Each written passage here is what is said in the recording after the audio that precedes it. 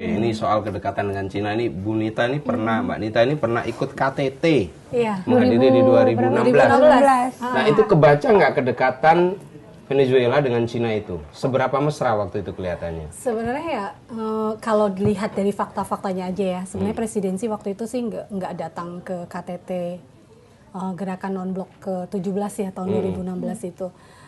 Tapi kalau lihat dari perangkat-perangkatnya sama nuansanya tuh kelihatan bahwa itu bantuan dari Cina. Sekarang gini, 2015 saja dia udah inflasi 180% ya.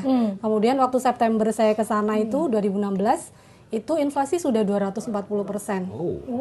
Dan mereka itu tahun 2015 itu kan kalau nggak salah pertumbuhan ekonominya itu minus 5%-an sekian lah ya.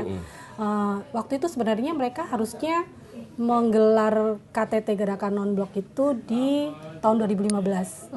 Tapi karena ada krisis ekonomi, terus kemudian merebet ke sosial kemasyarakatan, akhirnya di 2016. Itu pun masih menjadi pertanyaan.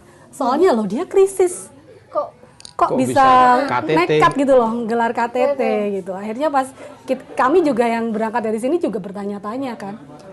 Banyak juga delegasi lain juga mungkin bertanya-tanya soal dari mana sih mereka dapat. Nah, setelah sampai ke sana ternyata kan ini kan seharusnya kan biasanya KTT itu kan ya di ibu kota negara ya, atau mungkin di daerah yang dekat-dekat dengan ibu kota negara. Ini kita tuh KTT-nya itu digelarnya itu di pulau tersendiri di Laut Karibia, di Margarita Island. Itu sekitar 480 kilometer dari Caracas. Tapi itu sama kayak kalau Indonesia bikin KTT di Bali. Di Bali ya. Cuman kan kalau itu kan nggak terpencil. Ini kayak pulau kecil gitu kalau di remote map banget kan. gitu ya. Bukan tujuan wisata juga ya.